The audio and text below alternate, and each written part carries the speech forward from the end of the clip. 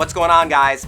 The time has come. Deadpool, the movie, is hitting theaters, but not all of us are fully initiated with Deadpool. So, we are bringing to you Plz Explain Deadpool. And we have an awesome panel of guests to tell us about that. First, he's one of the hosts of Marvel Movie News. He's also the producer of Batman on Batman with Kevin Smith. Welcome back to the show, Matt Key. And he is an actor, writer, and he's also one of the hosts of Marvel Movie News. Yeah. I see how that works. Yeah. Coy Jandro.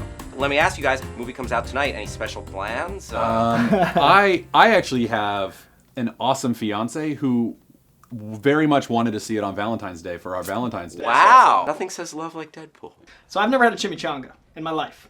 Okay. So I've been waiting to have a chimichanga until this movie came out. I've been holding strong. Deadpool fans have their own vernacular. Why do people love Deadpool so much? Because the enthusiasts are just, it's an army. I think there's no one like him. Yeah, he's a completely different character. There's no other character that is aware that they're in a comic book, that breaks the fourth wall, that talks directly to the audience, that makes fun of the medium, makes fun of other heroes, makes fun of the writers who are writing. You know? I think he's the most topical character for our generation. I think we live in a time of like Twitter and Facebook and Yes. rapid. Everything is stimulant. I want you to educate us a little bit, okay? So if I am the kind of uninitiated, and I want to learn a little Deadpool history, I want to bone up on some Deadpool before I see the movie, where would I begin? Best place, Joe Kelly's run. Joe And Kelly. I'd say the very beginning, I'd read him when he was actually like a commentary on Deathstroke. Like when he was like, because he started as a spoof. This is Wow. a character that wasn't supposed to be this successful. This character shouldn't have been as cool, but it was the 90s. Like the 90s And, was like, made he- for the So is that 90s. like a slam on DC? I mean, it was not so subtle. Yeah. Yeah. they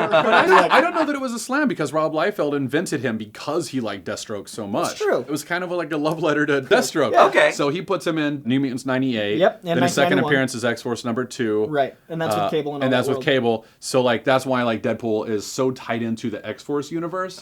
Because that's kind of where he started, was in X-Force. So tell me a little bit more about his origins. It changes a lot. That's the beauty of Yeah, Deadpool. he's been all over the place. Basically, he has debilitating cancer, but has like they activate his healing factor in some continuities, but that doesn't stop the cancer; it just ravages his body, and he becomes basically a corpse that can't die.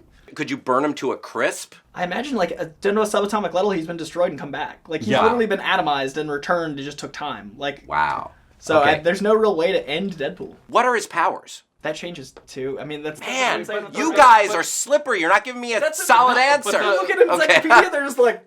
His main power is his healing factor. He doesn't really have any other powers beyond that. He's got a teleportation Yeah, belt that sometimes. allows him to like teleport places. He's an expert marksman. Yeah. He also like knows hand-to-hand combat better than most and the Deathstroke stuff. But Yeah. the super strength comes and goes. And sometimes they're like, it's a ceiling factor. It makes him stronger. Nah, like they just don't quantify him at all. Talk to me about his connection to the X-Men. He's a fan. Like he's tried to become an X-Men Yeah. so many times, and they're like, no. No, he's sort of on par with the Punisher, where he's like, you get the job done, but you're also like a liability. I know some characters from the X-Men universe. Colossus is in this film. Who else? Talk to me about who we might expect. Negasonic Teenage Warhead is the other one. In the comic books, she was created by Grant Morrison, right? X-Men, Like an yeah. X-Men. New X-Men run. New X-Men run. And I think she was just like a telepath. Maybe she was a telekinetic, but she was only Yeah. only in one book. And in the comics, who's like Deadpool's crew? Who does he run with most? I mean, Cable is like the go-to. Like, Yeah. Bill- But like not by Cable's choice. no, he's not happy about it. He just Yeah. knows he gets the job done. They're a comedy team because like Cable is such a straight It's straight the Riggs guy. and Murtaugh. It's Nice. you know, you get these two polar Classic. opposites that are trying to and Yeah. he's got Bob, agent of Hydra, who's a Hydra agent that like tried to get away, but basically like he's his punching bag. Since he knows he's a bad guy, Deadpool feels like he can abuse him, and he has him as like a henchman. He's his Igor. We should also mention Weasel. We forgot to mention Oh, of course, Weasel. Weasel, Like yeah, Weasel's T.J. Miller's T.J. character. Miller, very much a right-hand man, like kind of a sidekick Yeah. in some ways. He's also like the tech expert. He's a weapons buyer. He buys his weapons. He hangs with them a lot. And who are his main nemeses or enemies? Ajax is kind of the guy that caused him. So like his big nemesis, I guess, would be Ajax, who they're using Gotcha. for the film. Yeah. Yeah. Ajax's big power is that he can't feel pain. Like he's super strong. Like he's kind of like a Captain America sort of character in that way. But he also just cannot feel pain. I once dated a woman who could not feel emotion. Lady Ajax. Very similar. Yeah, Lady Ajax. Fellas, I don't want to bring up a sore subject. Not Deadpool's first motion picture appearance. Talk to me about Wolverine Origins.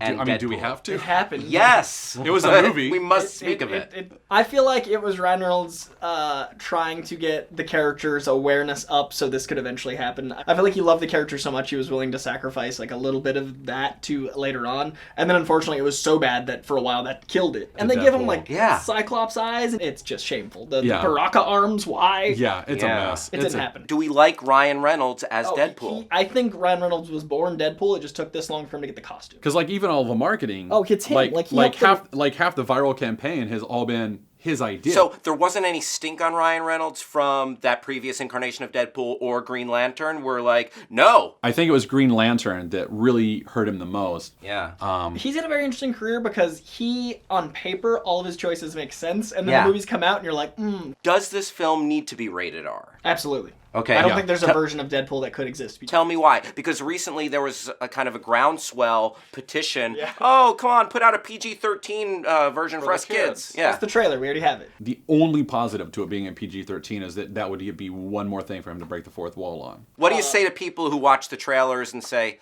oh, the sophomoric, why is there all that 90s hip-hop in there?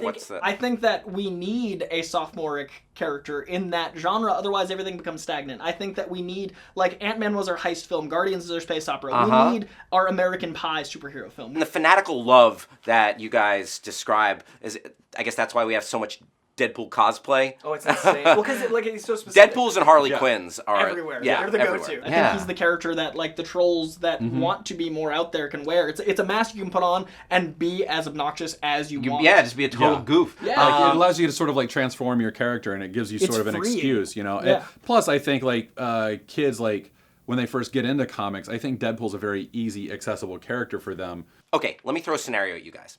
Let's say this movie's big hit. Fox is like, oh, we've got something huge on our hands. Where do we want to see Deadpool next? We know that there's a New Mutants movie coming out. So to like find a way to slip him into the New Mutants movie would be like just perfect. I think having Colossus in this allows us to start planting seeds, and then he can be your through line that Wolverine used to be. So that's the one way I'd do it. I'd also like to have an X-Force, which is like Marvel's answer to Suicide Squad. So I want X-Force, and I also think a soft reboot by way of Deadpool. You guys have gotten me pretty f***ing pumped. Does Deadpool curse? Oh, yeah. Yes. Are you guys excited about Deadpool? Let us know in the comments below. And if you see it, tell us what you thought. Matt Key, Coy Jandro. Don't forget to watch and listen to these guys on Marvel Movie News. Thank you for being here and schooling us on all things Deadpool. I want to thank you for watching. I'm Hal Rudnick. Hit me up on Twitter. Bye-bye.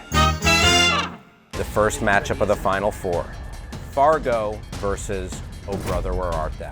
Oh, Alicia gosh. Malone. Why are you making me choose between my game, favorite? Because that's what we signed up for here today. God damn it.